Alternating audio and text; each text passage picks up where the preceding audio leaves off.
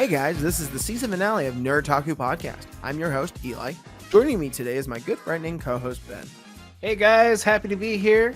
We have a special guest today, our good friend, Mike. Hey, thanks for having me on today. Look forward to talking to you. This is another movie review. We watch it so you don't have to. This week, we are reviewing the 1999 animated film Iron Giant. Spoiler warnings ahead. Ben, my guy, are there spoilers in this episode? There are always spoilers, and of course, it's just going to happen. Director, Brad Bird. Main cast, Eli Marienthal, Harry Connick Jr., Jennifer Aniston, John Mahoney. The synopsis on IMDb is a young boy befriends a giant robot from outer space that a paranoid government agent wants to destroy. My overall was a 9.5.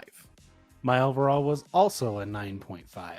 My overall was a 9.25, so very high, but just a little lower. This film is what the 90s I consider to be quintessential in really good animation that wasn't Disney.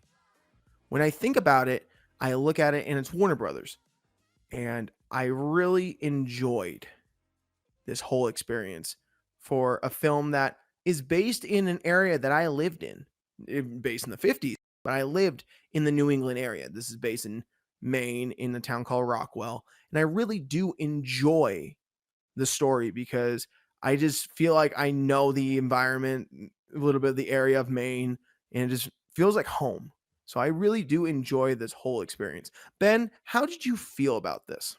Man, this brought back nostalgia like no other. I haven't watched this film in so long, and this film has always held a special place in my heart because I watched it with my grandpa, and my grandpa is no longer with us, and so having watched this film again, it brought back so many memories, and I loved how fluent and flawless the animation was. There were a few hiccups that I'll mention later, but as far as 90s animation, I agree with you. It brought out amazing animation for what wasn't a Disney film, and Warner Brothers wasn't really big into animation at the time, and so I do feel like they did quite an amazing job, and I absolutely loved it. What about you, Mike?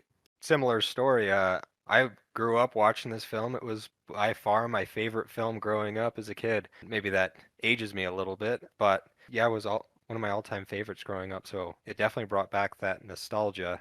It gives off similar, not the exact same, similar vibes as movies like Treasure Planet or Prince of Egypt, where it has that dual animation of 2D original traditional drawings as well as some 3D animation, which I think paints a great picture. And the sounds, the audio work were amazing, and there was definitely a lot of really good quotes throughout the movie.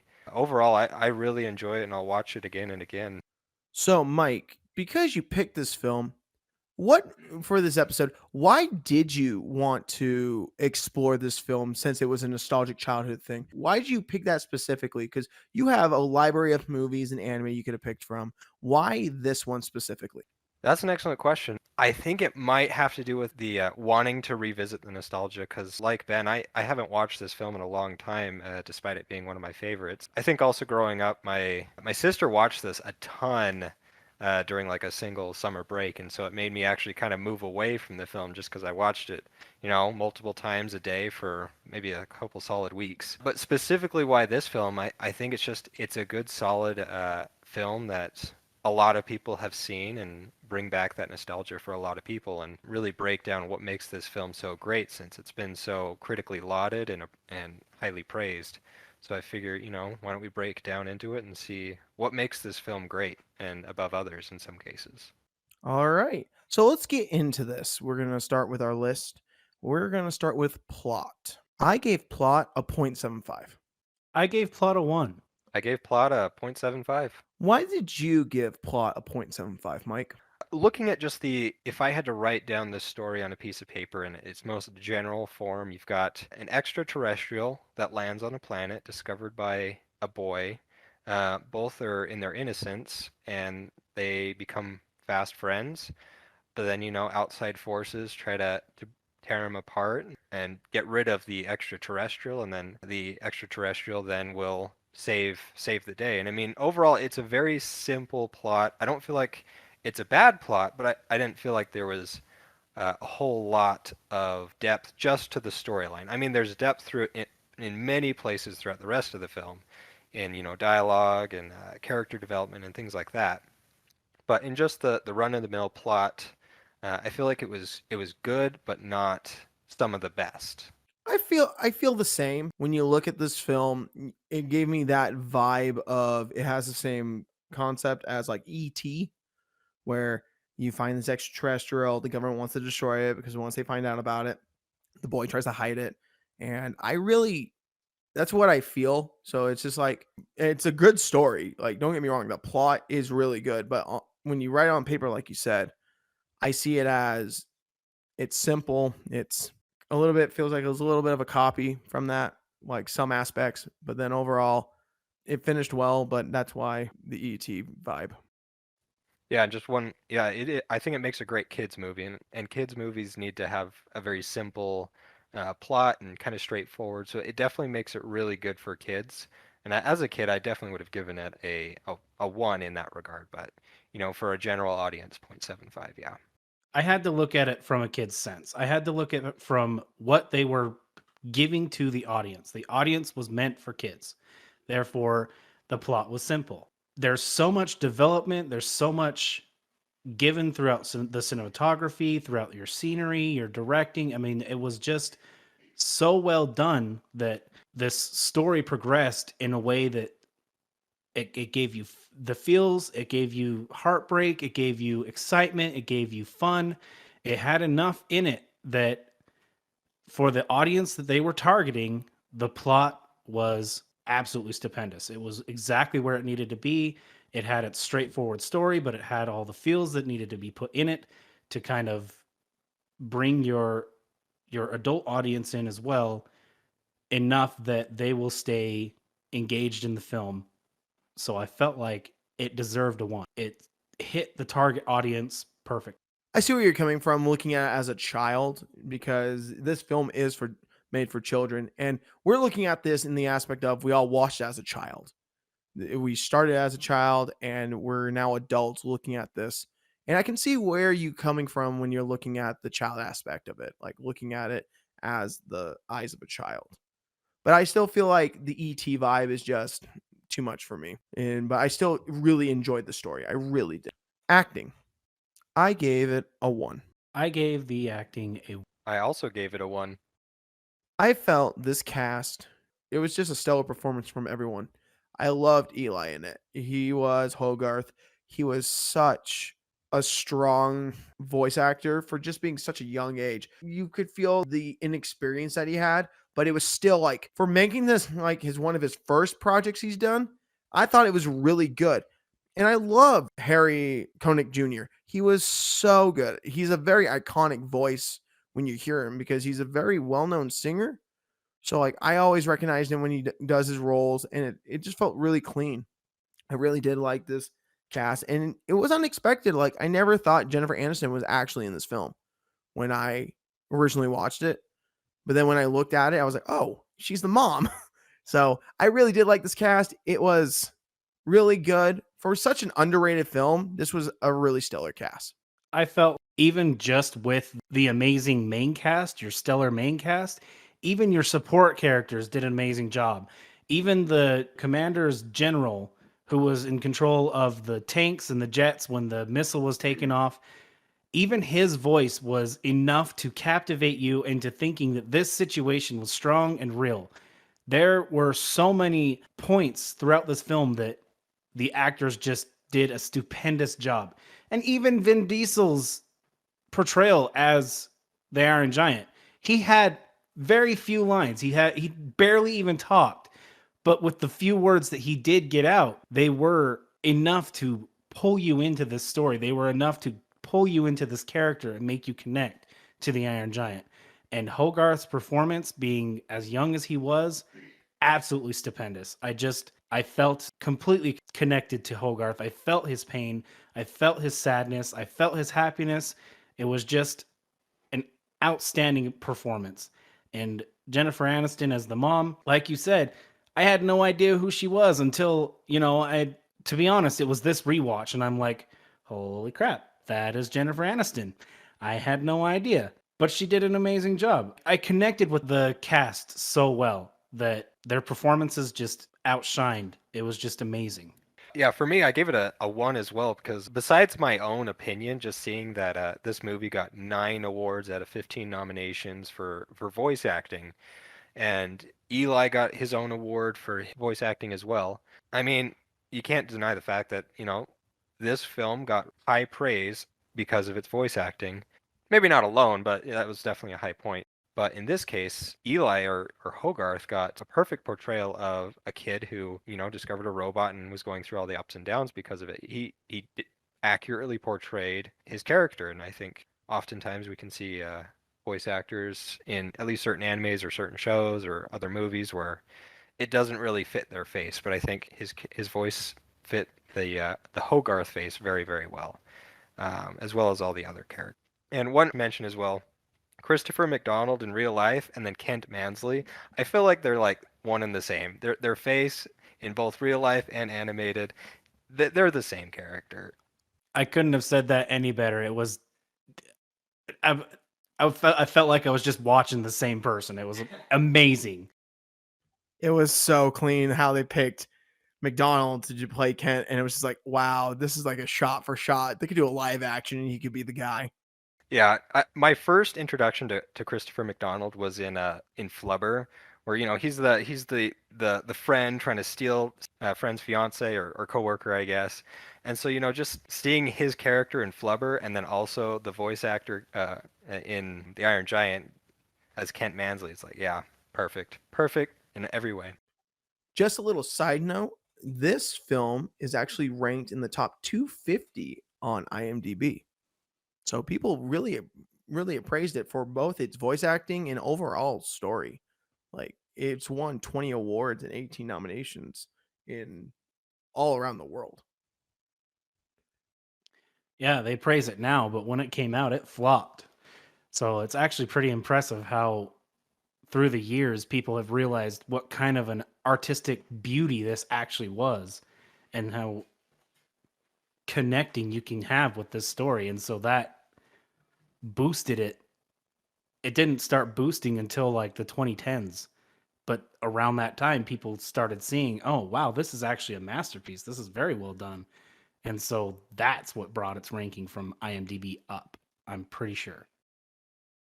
Yeah, no, I agree with you. The later years, it had a ferment basically in the audience. With the budget being $50 million and it only making 31 in the box office, it's like, yeah, but now people are like wanting to see this on like a live stream on like a streaming platform and like anywhere.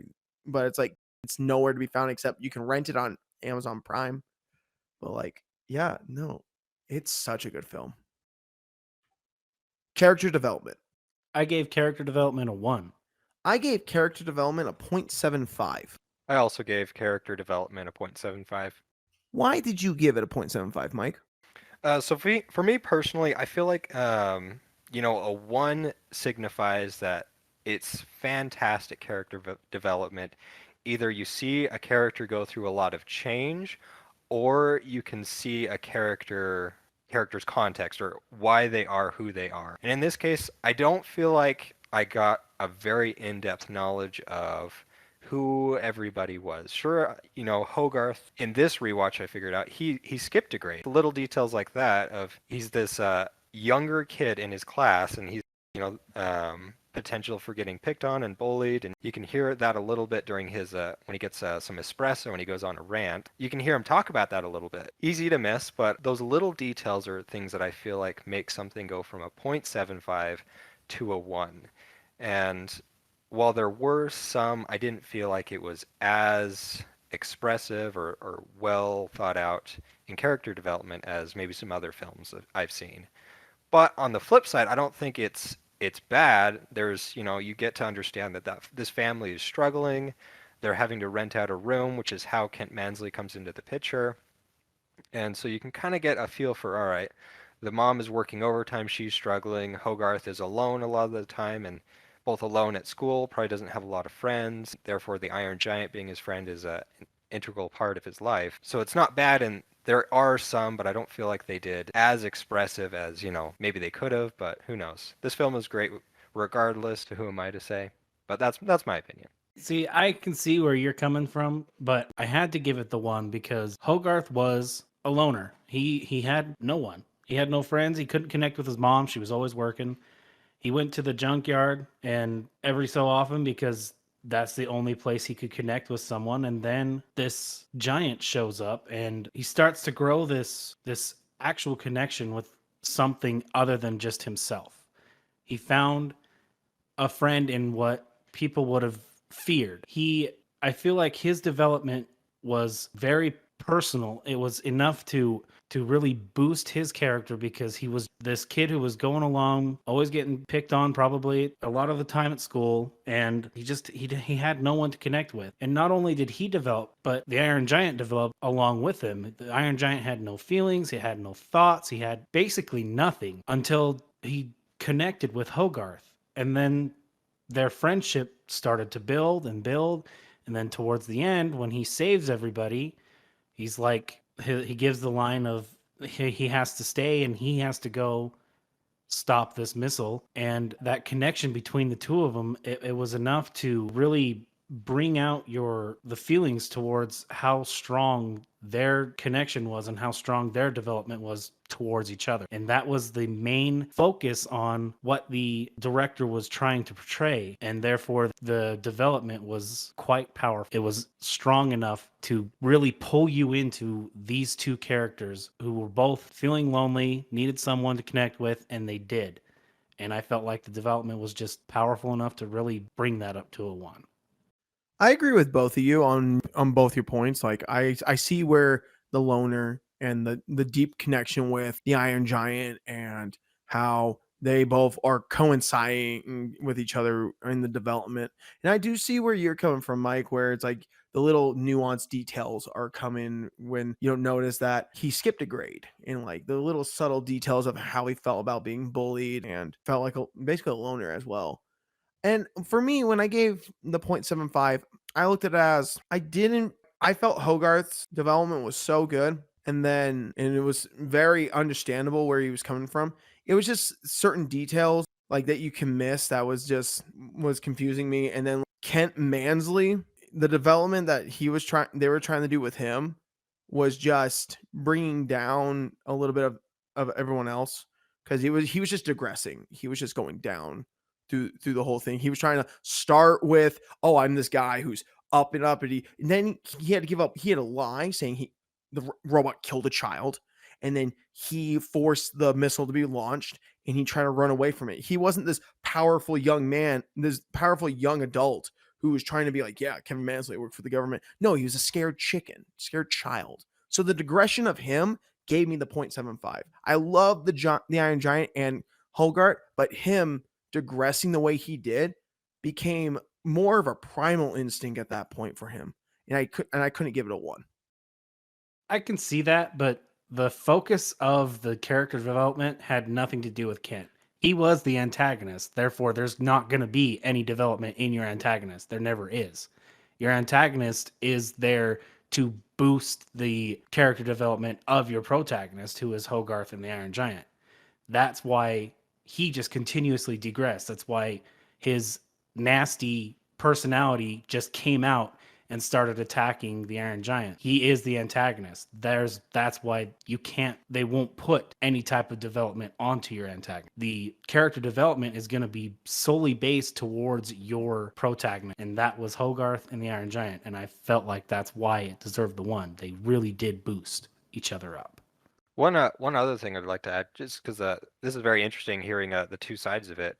Also, going along the lines of the little nuances, seeing the Iron Giant being so finicky with the railroad that he was trying to fix, and just so focused on that he ends up getting hit by the train. I feel like that paints a picture for what's going to happen of he's more focused on fixing the issue at hand than his own well-being, which ultimately foreshadows into him getting blown up by the nuke to save everybody else. So, you know, where it's very difficult for me to say, yes, this is 0.75, where maybe it could lean more towards for a 1 for me. Just seeing how, you know, given the short run time of about an hour and a half, there wasn't a whole lot of time to develop all the characters. I feel like they did really well with the time they were allotted for you know, Hogarth and for the Iron Giant, and you know, having an antagonist decline, to me that kind of adds to the character development, seeing that the antagonist is being kind of torn down and not be as relevant, or become more threatening before becoming, you know, put in chains or gotten dealt with. I don't know. So for me, it's difficult. It's like that fine line between is it a B or is it an A? And who knows? Maybe I would be shifting more towards a 1, but I think I would still stick at a 0.75. But it's very close for me. Sound and music. I gave Sound and Music a 0.75. I also gave it a 0.75. I gave it a 1. Why did you give it a 1? I felt the music for this whole film really fit with the atmosphere of the time. Like when Hogarth's biking down to his house, you hear the 50s jazz vibe on a band, and like you can hear it when Kent is using the bathroom all the time because he got tricked to eat laxative. And I love the dramatic music when Hogarth said, I love you. And you see the Iron Giant just blast off. Dun, dun, and it like brought the key moments in for that music. And as he was saying the lines, boom, exploded. And then at the end, when Hogarth got the screw left from the Iron Giant, and then you hear the music of like he's like, see you later. And then all of a sudden you hear the big duh, and you see him in the ice, in the snowy tundra, and then his eyes open up. It was so good. Throughout the whole movie, the music was consistently good. I really enjoyed it. It kept me interested, and I really did like the feeling. I liked the music when they did that pan shot when Hogarth was looking at the big hole in the woods. It's like, it was so good. It kept the suspense and the tension there. That's why I gave it a 1. Can we just give a round of applause for Eli's recreation of the noises? He does that on every episode. It's great. So I gave it a 0.75. I thought it was awesome music. It was great throughout. It fit each scene perfectly. However, it wasn't how do I put it? It wasn't iconic enough like some other films I've seen or shows where it's either an instrumental sound that you can remember very easily, or a lyrical song. Like if comparing it to like Tarzan's music, I can, you know, remember all of the songs throughout Tarzan. That one's got an A+ rating in Sound and Music. This one was very additive, and I thought it was perfect through the show, but it wasn't something that I felt was iconic enough or memorable enough. It fit the scene well. It did its job well, and for that, I think I'd give it, you know, kind of a B or a 0.75, where it did its job well, but it wasn't as exceptional as maybe some other things. I have to agree with Mike. It had enough oomph for each scene to really captivate you, but it wasn't enough to where you want to sing these songs in your head and hum them in your head, even when you're not watching the film. Even when you're recreating the sounds, you can't fully recreate the sounds because there's no lyrics. There's nothing that really pulls you in enough to just remember that song. It's great. They really match the scenes, and it gives you those feels. It gives you what they're trying to portray, but not enough to just, like Mike was saying, it's just not super iconic. It's not enough to really bring out, what am I trying to say? It's just not enough to really get that extra oomph to give it a 1. I loved it. It was great, but it just wasn't enough. The one thing I would say is that when you look at this film, you're not looking at it as a musical. You're not looking at this as it's a sing-along song. When you compare Tarzan, Tarzan had great songs, it had catchy lyrics because it was a Disney movie that wanted you to sing along with the songs. It was kind of a musical style type film. This film was a animated film for children that had a more serious tone towards it, where you're dealing with a kid who's a loner, who gets bullied, and the music brought in the tone of the ambiance of it is a dark, dark story. Basically, you're trying to find an alien from the 50s. So that's why I gave it the one, because it's such a good tone for what kind of story this director was trying to make a message of. You know, with you putting it that way, I had the mindset of, okay, it's great, but it's not enough because nothing really sticks. But you saying that it was dramatic tone, dark, with fun parts in it, some happiness, I feel it. And you know what? I will bring mine up to a one because putting that in my mind, putting that thought there, it pushes me to think it was captivating. It was great. They matched the scene, they matched the happiness, the sadness, the despair, the hurt. It was the music that really brought that out, especially when he takes off, tells Hogarth he has to stay, and takes off, gets hit by that shot. It was sad. You're thinking Hogarth's only and true best friend is now dead, and it hurts, and it captivated you enough. And the way you're saying that it's dark and it's a drama and it has, I agree. I'm gonna have to bring it up to a one because you convinced me. So good job. Mike, I love the fact, here's the comment. I love the fact that you brought a film that came out the same year.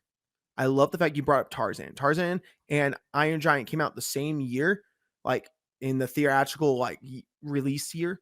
And I love that comparison because here's the thing. Tarzan is one of the darkest Disney films you can think of for the ending. The ending is super dark. It's actually super gritty. And when you think about it, it's like, wow, they literally showed death. But the musical aspect, that's why it brought in a lot of lightheartedness of it. But that's why Iron Giant I gave it the one because of the dark tones. Yeah, that's very fair. I like your point of it's not a musical, it's a movie. Well, at least, Tarzan was a musical movie, but Iron Giant wasn't meant to be a musical. And maybe I could be being a little too harsh looking at it as if I'm comparing it to Tarzan, which is super sound and music based, whereas Iron Giant was going a different route. So yeah, I guess maybe I was giving it a harsher rating comparing it to apples to oranges. Uh, so I guess giving it a one for what it was trying to do makes sense. So I guess Eli got a victory there, bringing everyone's score up. Last thing I would like to say is that this film was very unconventional during the 90s. This was a very unconventional film for like an animation because during this time you had a lot of Disney films, a lot of musicals, a lot of goofy cartoons. So for this film to do what they did, I applaud them. I applaud them for what they did. Cinematography and animation. I gave that a 0.75. I gave it a one. I gave it a 1. Ben, why did you give it a 0.75? Solely because the hands didn't match the size of the bodies. Hogarth's hands were huge. I loved the animation. I loved the cinematography. It was very well done. But Hogarth's hands were bigger than his face. It bothered me. He kept bringing them up to the camera, kept bringing them up to his head, and they always oversized his head. And I can understand that they weren't really into animation at the time, but you gotta, match anatomy here. And to me, it's kind of important, especially in animation, that you do what you can to match actual anatomy. And Hogarth's a what, 12-year-old boy? I don't really know what his age was. I think he was 10. Even worse, a 10-year-old boy is not going to have a hand bigger than his head. No 10-year-old I have ever met has a huge hand. But other than that aspect, everything was just gorgeous. The scenes transitioned really well. The scenery was amazing. You saw all of how beautiful Maine really was. I feel like they captured it well. There were dark tones, but the whole movie wasn't dark as far as this was a drama, but it wasn't dark.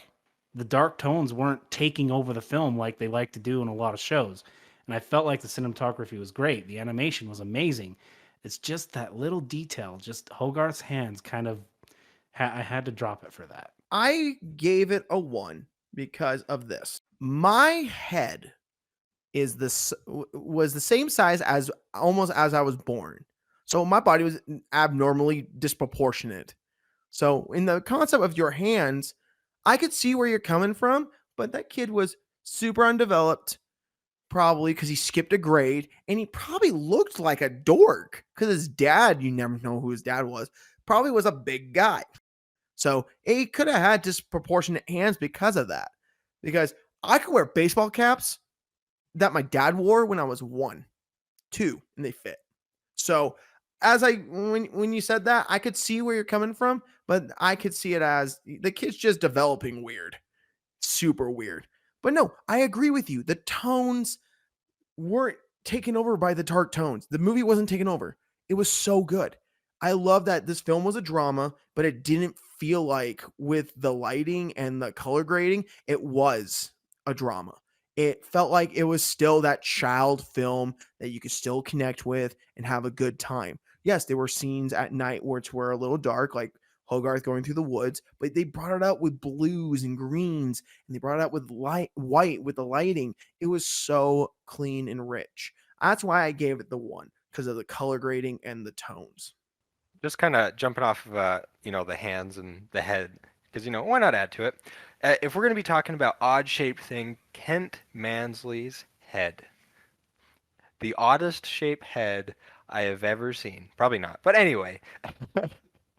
But I feel like to detract or to lower their score just because like a couple nuances like that, they were definitely intentional by the writers to give it, that cartoonish vibe, because nobody's head is shaped like Kent Mansley's head, except for maybe Kent Mansley. But everything else, like you guys have mentioned, were astounding. Like I loved the mixture of 2D and 3D animation, similar to the other movies I mentioned, like Treasure Planet or Prince of Egypt.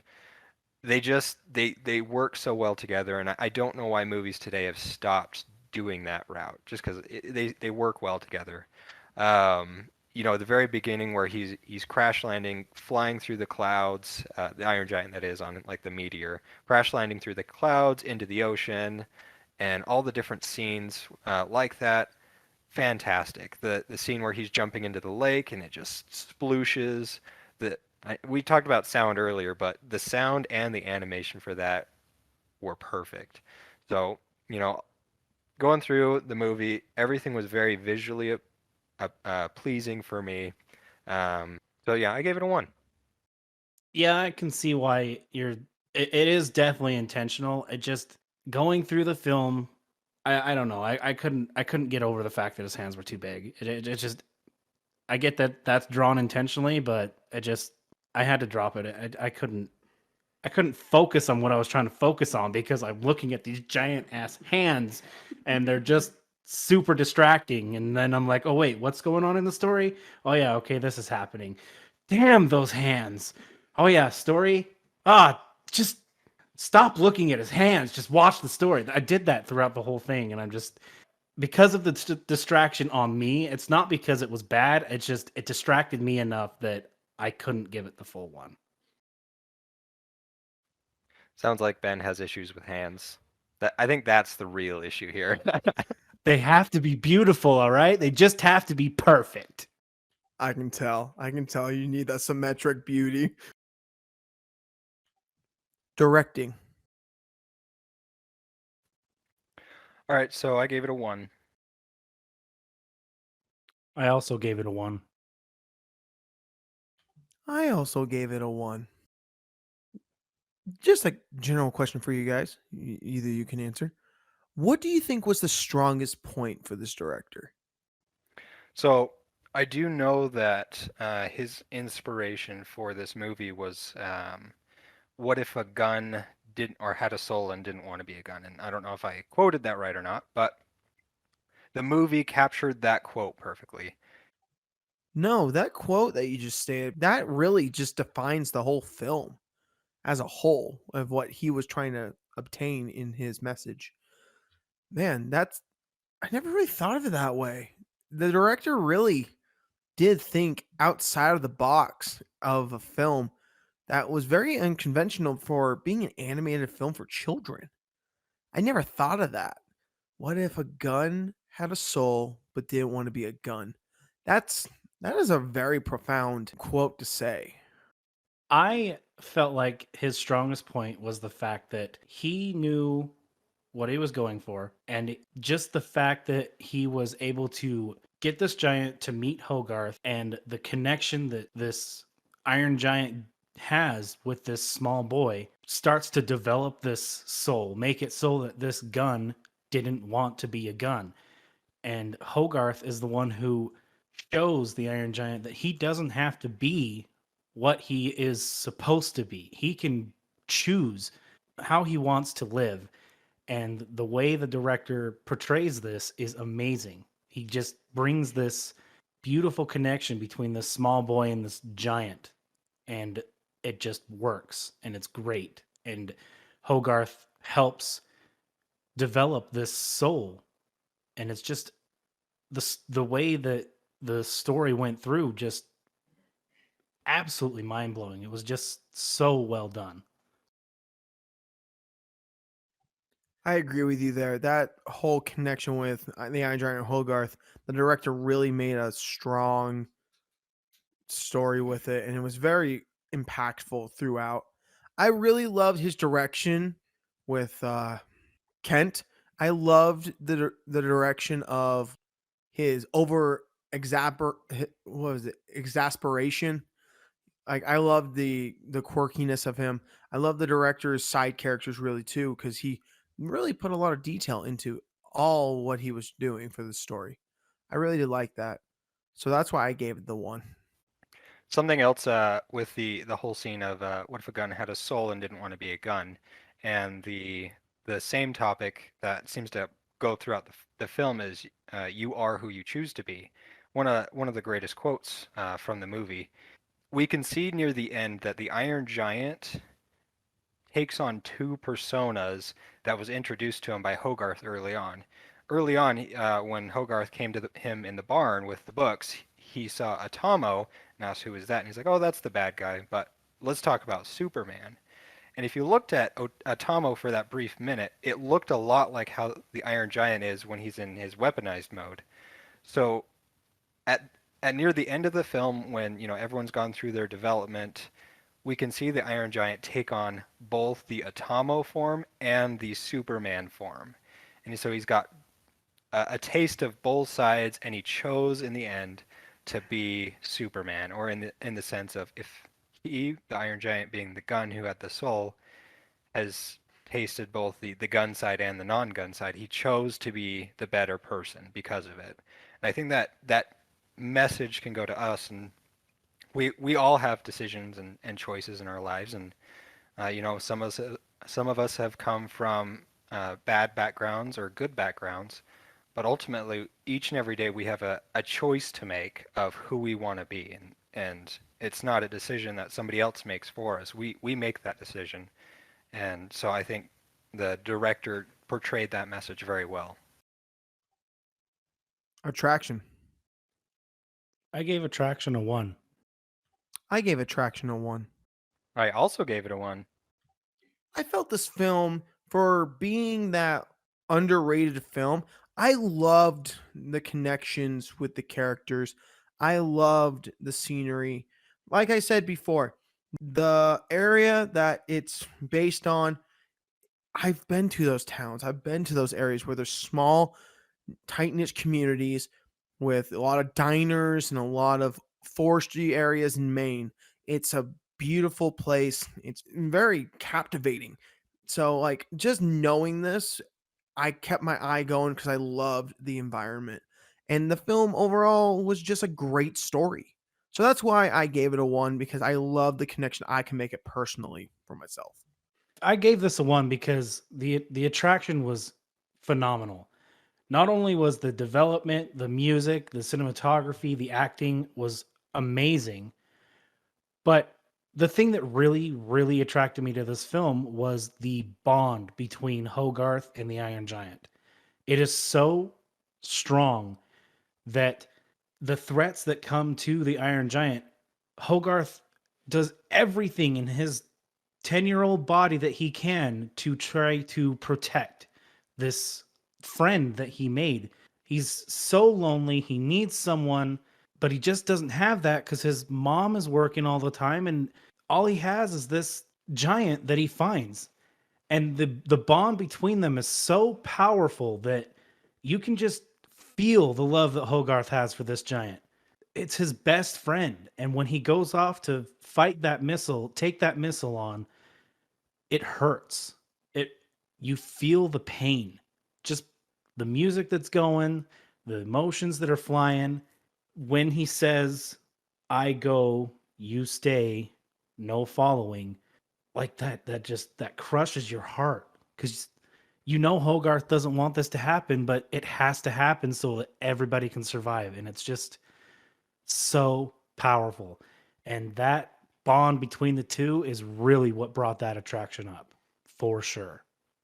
There's a bunch of reasons that I can give this a 1 for attraction. But overall, I'd say there's a lot of scenes in this show that really stood out to me. Like, for example, the nighttime standoff where or Kent and Hogarth are staring at each other, seeing who's going to fall asleep first because Hogarth wants to get to Dean to warn him that, hey, the government's coming. I enjoy movies and shows that have moments like that where it slows down. There was no dialogue, the music was really soft, and it was just them having a silent standoff. They're both getting tired and falling asleep.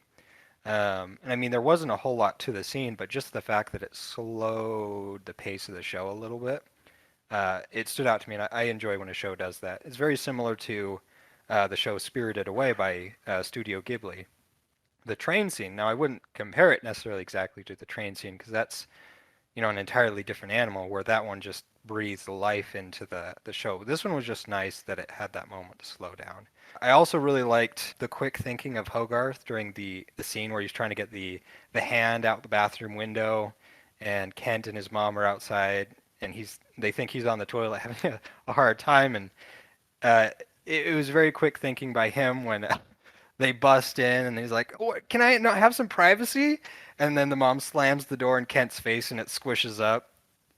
Whoever animated that was beautiful. Just seeing Kent's face all squished up like that in the door. Also, the different humors that go throughout because Kent gets, I guess, poisoned, if you will, some laxative. Just the overall humor that goes throughout the show was very attractive and made me like it a lot. But also growing up, everybody loves it when the protagonist has their moment, whether it's like a moment where they're on the stage, or a moment where they're in superpowered mode. And in this case, the Iron Giant in his weaponized mode. And as a kid, I love that scene where seeing him all powered up and not taking the beating that he was before. And I don't know, just that added over to the overall likability of the show. Dialogue. Oh, dialogue got a 1. Easy. The dialogue was so good. I gave it a 1, like, without even thinking about it. I gave it a 1 as well. One of my favorite lines, it's not even really that, you have to really pay attention to the line. It's like, no mayo, no mustard, what, no taste? It's like, seriously, like, it was just a waitress at the diner saying it in the background. There's so many lines in this film that just captivate the story. Like when the Iron Giant's like, I go, you stay, no follow. Just simple lines. It's just so good. I just love the overall story. The overall dialogue was given throughout this film. You also can't forget when Hogarth and the Iron Giant are taking a break in the scrapyard, and they have a discussion on how this was after the deer died, and they were talking about guns kill people, And Hogarth tells the giant that it's bad to kill, but it's not bad to die. The Iron Giant was confused on that, and he says, "Well, you have feelings. You think you probably have a soul, and souls don't die." And at the end of the conversation, the Iron Giant just lays back and repeats to himself, "Souls don't die." And I think that probably, led to his willingness to sacrifice. And, that's just a great message for us all is, we come from something greater and souls don't die. I don't know. I just like that. As well as the humorous one where the commander's screaming at Kent. He's like, "Where's the giant, Mansley?" Oh, best quotes by far. Going off of that, souls don't die, the exact quote is, "You're made of metal, but you have feelings.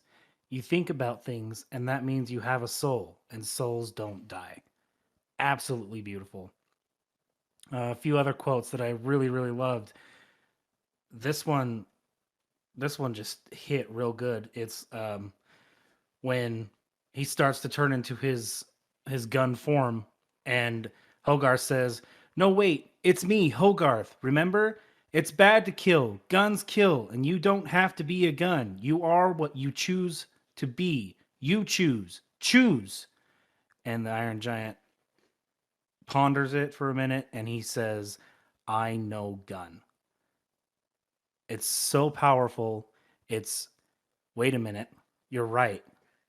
I can choose not to be this weaponized form of me. I am not going to be this, so I'm going to stop. And that just shows even that soul quote. He has somewhat of a soul. He has a soul. He knows that this is bad because Hogarth taught him that this is bad. And it's just so good. A few funny lines, like you guys were mentioning before. My favorite is when Hogarth is trying to get him to talk, and he's like, "Can you talk? Words, blah, blah, blah, like that. Can you do that? Blah, blah, blah." And the Iron Giant's like, "Blah, blah, blah." And Hogarth is just like, "Well, you get the idea anyway."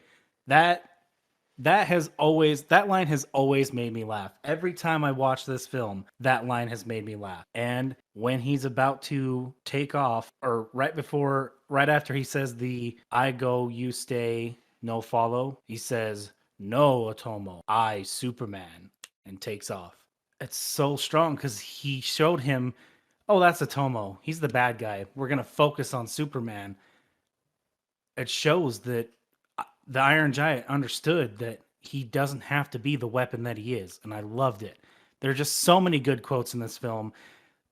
You could put the entire script on this dialogue page, and it still wouldn't capture how amazing the dialogue was throughout this film. It was just outstanding. Appreciate the fact that Hogarth is beyond his age in maturity and mental capacity of understanding what life is. Like the quotes he gave, like you said, about the souls and that he believes that the Iron Giant has a soul and he understands the complexity value of what it takes to have a soul at a young age. I have a niece who's 9 and loves Legos and Minecraft. And this kid over here is just leaps and bounds more mature and knowledgeable. Yes, he's still 10 years old, but you could see with the little line he said, "I skipped a grade when he was jittery on caffeine." Yeah, it shows, kid. It shows so much. And with his lines, I can see it. I can see the age, the maturity that he is. That's why he skipped a grade, because he's such an intelligent young fellow. I love the line at the end when the Iron Giant went up in the sky and he says, "I love you." That was heartfelt. That was meaningful. It wasn't just this "I love you" like it Star Wars, The Empire Strikes Back. You feel that "I love you," and then he goes, "I know." No, it's like this kid doesn't feel like he had no one, and he truly loved this being of the Iron Giant. So I felt that was so good. The quote of "you are who you choose to be" originally came from Dean, and so when Hogarth passed it on to the Iron Giant, and this is something I noticed, I think, in this rewatch. So I'm guessing that the quote of "souls don't die" probably also came from somebody else. Most likely his mother, since we can see that they're a Christian household because they say grace before their dinner. And also the quote of "You stay, I go, no following" could also have come from his mother as well, because we see that she oftentimes has to work late and he stays home. And who knows when that began at that age? Maybe he was rather young and she had to leave him home alone. So "You stay home, I go, no following."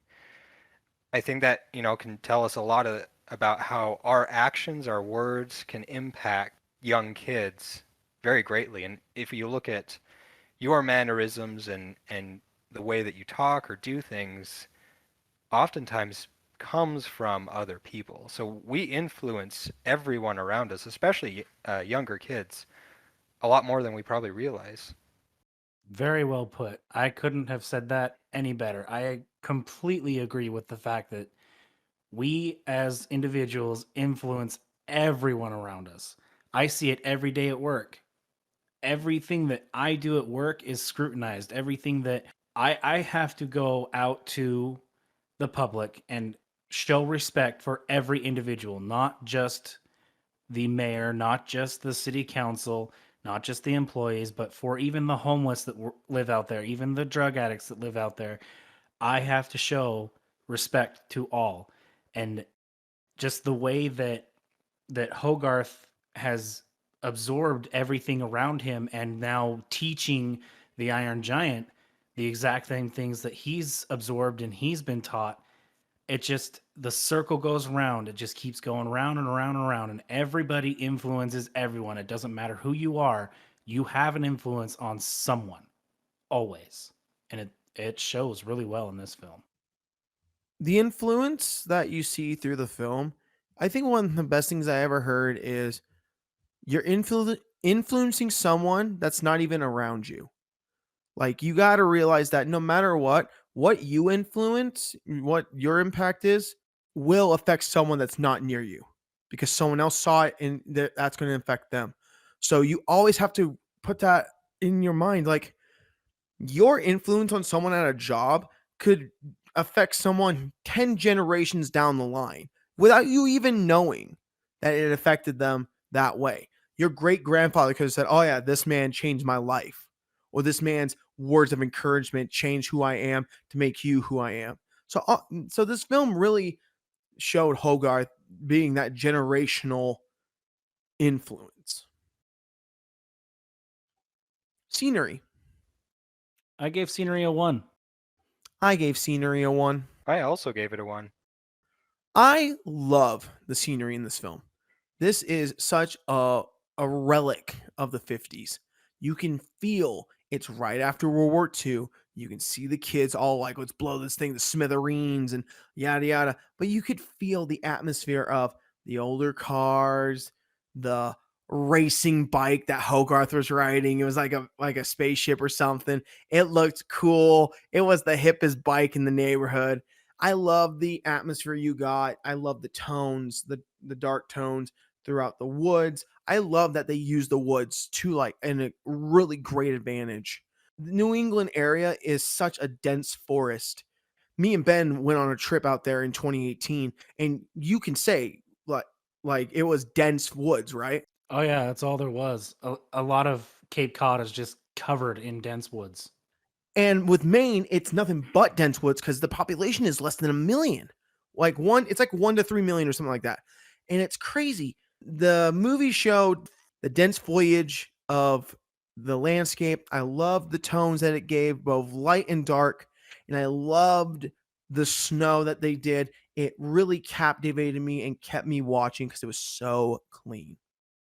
One of my points on that is also when Hogarth goes out in the night and the woods in their normal vibrant colors, and it looks like it's in the fall, is now pitch black, and there's the destruction that the Iron Giant has left. And seeing the camera pan back and the outline of the giant in the broken woods, fantastic scenery. Just seeing the ominous broken woods, this 10-year-old going out and with his flashlight strapped to his gun. Fantastic artwork there, and the scenery was fantastic as well. I have to say, I went out to Cape Cod, like Eli had said, and it was just the most beautiful scenery I'd ever seen. And then rewatching this, I'm like, wow. And I have to think this is based back in the 50s, and that it's just forestry everywhere in this film. And it was beautiful. The lighting was amazing. You see the entire town. You see the town. It's not just him in his house. It's not just in the forest. It's not just in the garage. It's everywhere. You are all over this town, and you get pan shots everywhere. You get beautiful skies. You get to watch him fly through the freaking sky. You get to watch him fly over all of this foliage and forestry, and it just shows everything. It's absolutely beautiful. It was captivating. It brought you into the story. Everything about it just showed, and it just shined brightly, and it was amazing. You can't give it anything lower than a 1. It's impossible. It made you feel like you were there. It made you feel like you were part of this story. It made you feel like you were in this area, and it was just phenomenal. I'm going to use the word. It was phenomenal. I couldn't have said it any better myself. It was so good. My grandparents live in New Sharon, Maine. They live in the state of Maine. It's basically around the same area. It's about an hour away from where I think this film was based in. This is dense woods. It's like luscious greens. The trees are 50 to 100 feet tall. It is just captivating. They live in a cabin. And honestly, if I didn't know the area a little bit, I'd be so lost. But it's so beautiful and captivating. I agree with you, Ben. It's just, it's so hard to not give this a 1. It's so perfect. Recommend. That is easy. You can't give it anything less than a 1. I agree. Yeah, I gave mine a 1 as well. Giving this not a 1, I feel like would be a crime. This film gives the definition of what an underrated animated film is. This is like the blueprint of what you should do if you're not trying to do a musical. Like this film showed heart-wrenching realities, heart-wrenching storyline. It was something that I never expected a 10-year-old child to go in the depths of his soul, make the robot feel like he truly does have a soul, and he understood it. Like the best quote I ever heard is, if you can't explain it, if you can't break it down and explain it to a 6-year-old, you don't fully understand it. He explained it to a intelligent life form that's probably beyond his years and like technology and all that. And he's understanding these concepts of life and death and all that at the age of 10. I just got to say that is just so captivating and awe-inspiring. So this film, I got to give it the 1. It is a must see. If you've never seen this, you have been missing out. This film, yes, it only made $31 million in box office, but you know what? People to this day are begging it to come to a streaming service. They're begging to find copies of this film. It's impossible to find. It's hard to get unless you get Amazon Prime and rent it. So that's what I'm going to say. It's so good and it's so captivating.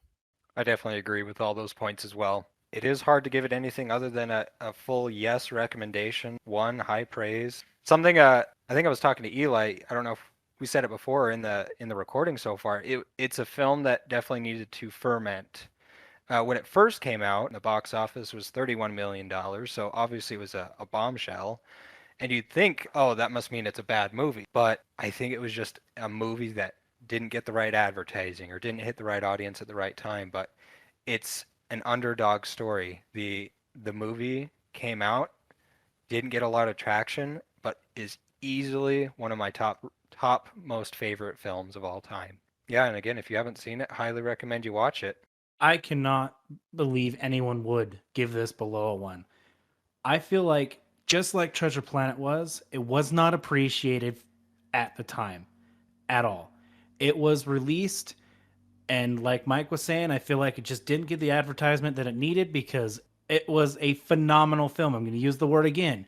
It was a phenomenal film. It pulls at your heart, it gives you feelings, it makes you happy, it makes you cry, it makes you cringe, but it's so good. Every part of that was the experience that the director wanted all the audience to feel. And that bond between Hogarth and the Iron Giant is the strongest bond you could possibly imagine. It was so good. And I fully believe that this film was just absolutely underappreciated. Maybe it just came out too early for its time because it was done so beautifully. It just people weren't ready for it. And Warner Brothers was doing a lot of live action. Sony was doing a lot of live action. You know, you've got your big pictures. Anybody who wanted to watch an animated film wanted it to be Disney at the time because Warner Brothers hadn't released much off of that. And this was in competition with Tarzan and so many different animated movies. I don't know the exact ones because it was in 99 and I was only 4, but it just had so much competition that I don't think it was appreciated as much as it was, as much as it should have been at the time. I feel like if you have not seen this film, find it and watch it. I do not believe you will regret it. I think it is just, it's one of my favorites. It's going to be up in the top for a very long time. I don't know how many more movies will come ahead of it. I strongly believe that anybody who watches this will enjoy it. And it is in my top 5, and I don't think it will ever drop from my top 5. Just to make another point on the advertising, I believe that Warner Brothers, prior to the Iron Giant, had just put out Quest for Camelot, which didn't get as much traction as they had hoped. And I could be wrong on this, but I think because they were seeing the sad success or the sad results of Quest for Camelot, they were hesitant to highly advertise for another animated movie. So, you know, it just had a bad, it got a bad reputation before the movie even came out. One thing about that Quest for Camelot was facing Mulan at the time in 98 and like 97 around that time. And then you had to deal with Tarzan against the Iron Giant. And like they were bringing out some heaters during this time and Warner Bros. Was just not hitting it. But now when you look at these films, it's like these are generational masterpieces. Like you can see Iron Giant as a generational masterpiece that people who did see it in the beginning, they praise it to this day. Like you see people talking about reviews 20 years ago that praised it and they still agree to this day. Yes, this film is captivating, mesmerizing, spectacular, and thought provoking. It's such a thought provoking film that makes you answer the question. Like you said in that quote, if a gun had a soul, would it still want to be a gun? It's thought provoking. It's such a mesmerizing quote to hear. So that's why this film is so great. My overall for this film is a 9.5. My overall is 9.25, but I guess with the increases in sound and music, it would bump it up to a 9.5. Mine got bumped up to a 9.75 because of the Sound of Music bump. Overall, I think this film, we all are in agreement that this film is a generational masterpiece and it will stand the test of time. I do appreciate what this film became, and I really love the overall arcing message it was giving out to the audience.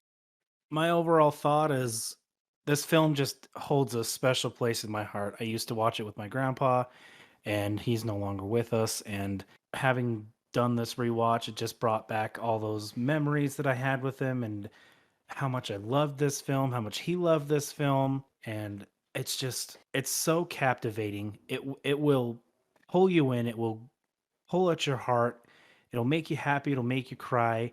It's just so worth the watch. And even if you only watch it once and never again, you still won't forget the experience because it sticks with you so well. This is definitely a movie I wish I could rewatch for the first time again.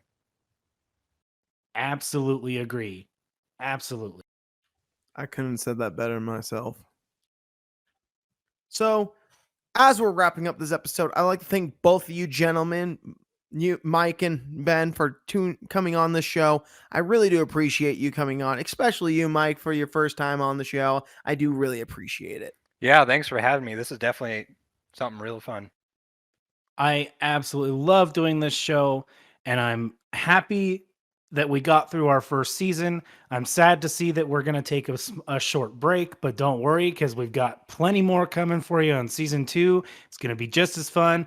We're going to work on trying to get live video. We're going to work on trying to get more guests. It's just going to be such a blast. We love having you guys come in and listen, and we hope that you come back.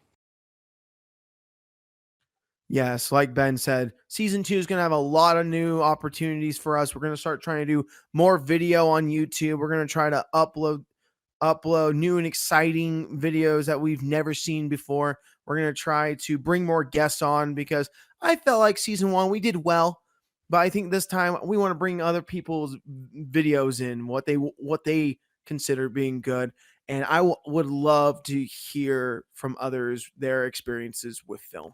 Also, please, please, please follow us and give us suggestions for movies to watch. We will literally watch anything. We want to experience all that we can experience and share that with you guys. So please, please, please give us suggestions to watch. We very highly welcome it.